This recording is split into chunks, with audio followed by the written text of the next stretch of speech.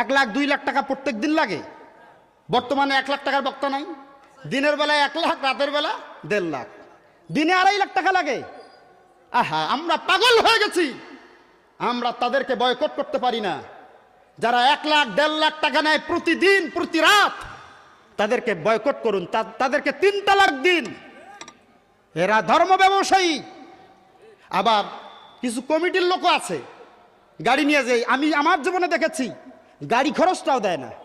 কত বড় বাটপার আছে না? 2 দলকে ইনসাফ করতে হবে।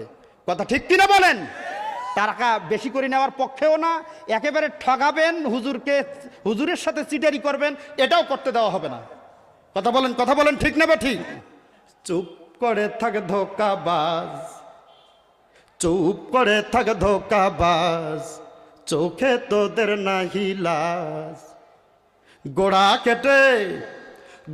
কেটে মাথায় ঢালো পানি, তোদের চিনি আর কতকাল করবি রে শয়তানি।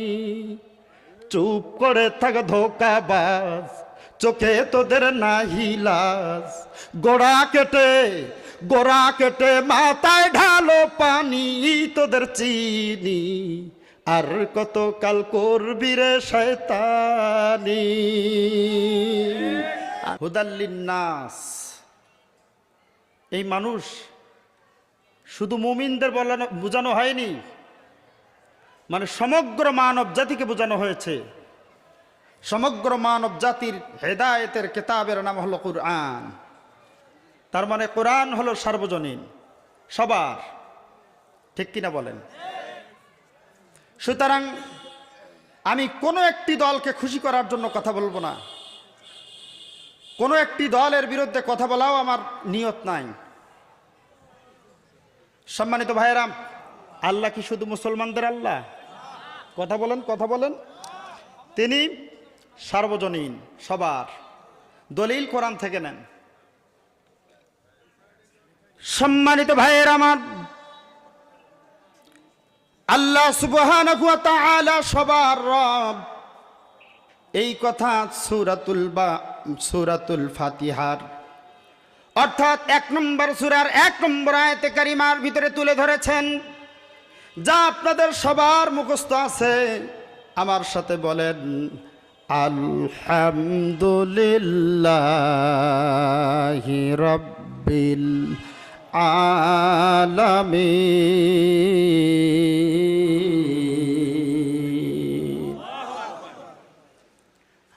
প্রশংসা আদা করো তার, যিনি তামাম জগতের রব। এখানে আমার উস্তাদ তুল্য ওলামায়ে কেরাম অনেক বসে আছেন। বিশেষ করে আজকের মাহফিলের সম্মানিত সভাপতি, অনেক বড় একজন আলেম, হাজার হাজার আলেমের উস্তাদ। গাজাখুরি কথা বলে গোজামিল দিয়ে এখান থেকে মঞ্চ ত্যাগ করার সুযোগ নাই। আলাম শব্দের বহু বচন হলো আলামিন। আলাম হলো এক বচন, বহু বচন হলো আলামিন।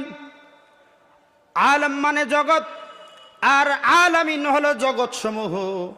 যত জগৎ আছে, সমস্ত রব, সমস্ত জগতের রব যিনি, ওই আল্লাহর প্রশংসা আদা করো। ঠিক কিনা বলেন? তার মানে এই আয়াত প্রমাণ করে তিনি শুধু মুসলমানদের আল্লাহ না। যদি তিনি শুধু মুসলমানদের আল্লাহ হতো, রব হতো, আল্লাহ রাব্বুল আলামিন এভাবে বলতেন আলহামদুলিল্লাহি রাব্বিল মুসলিমিন। এভাবে কি বলেছেন? আল্লাহ রাব্বুল আলামিন মুসলিমিন বলেন নাই, আলামিন বলেছেন। যিনি তামাম জগতের রব, তার মানে সবার রব। যার উপরে কোরআন অবতীর্ণ হয়েছে, তার নাম জানা থাকলে বলুন তো ভাইরা, যার উপরে কোরআন অবতীর্ণ হয়েছে তার নাম কি? নবী মুহাম্মদুর রাসূলুল্লাহ। সকলে পড়ুন সাল্লাল্লাহু আলাইহি ওয়াসাল্লাম। তিনিও শুধু টুপিওয়ালা দাড়িওয়ালাদের নয়, তিনি শুধু জামাত ইসলামীর নয়, তিনি শুধু পীর সাহেব চরমনাইয়ের নয়, তিনি শুধু মুমিনদের নয়, মুসলমানদের নয়, বরং তিনিও সমগ্র মানব জাতির এবং সমগ্র জগতের জন্য রহমত।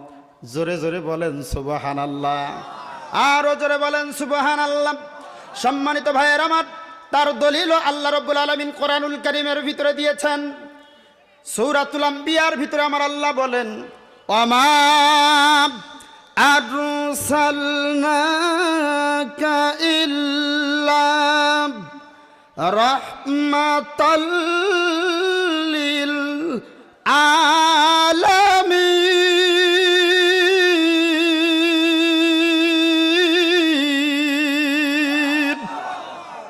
আল্লাহ তাআলা বলেন, নবীজি আমি হলাম রব্বুল আলামিন, আপনাকে বানায় দিলাম রহমাতাল লিল আলামিন। তার মানে তামাম জগতের জন্য তিনি হলেন রহমত। জোরে আর একটা বার বলেন সুবহানাল্লাহ। সম্মানিত ভাইয়ের আমার, সম্মানিত বন্ধুগণ আমার, তাহলে আল্লাহ হলেন সবার, কোরআন হলো সবার, নবী হলেন সবার, আর আমি আনোয়ারুল ইসলাম মুকুলের বক্তব্য সবার উদ্দেশ্যে হওয়া লাগবে। কোনো একটা দলকে খুশি করার জন্য আমার বক্তৃতা হতে পারে না, কোনো একটা দলের বিরুদ্ধে আমার বক্তব্য যেতে পারে না। তবে হ্যাঁ, এটা আমি বিশ্বাস করি, কোরআনুল কারীম শুনলে সব মানুষ খুশি হতে পারবে না, কিছু মানুষ তো বেজারও হবে। কথা বলেন, কথা বলেন। যেমন কোরআন শুনে আবু জাহেল খুশি হতে পারে নাই, আবু লাহাব খুশি হতে পারে নাই, উতবা সাহেবা মুগীরারা খুশি হতে পারে নাই। আর আমার পক্ষেও সবাইকে খুশি করে বক্তব্য দেওয়া সম্ভব নয়, ঠিক কিনা বলেন?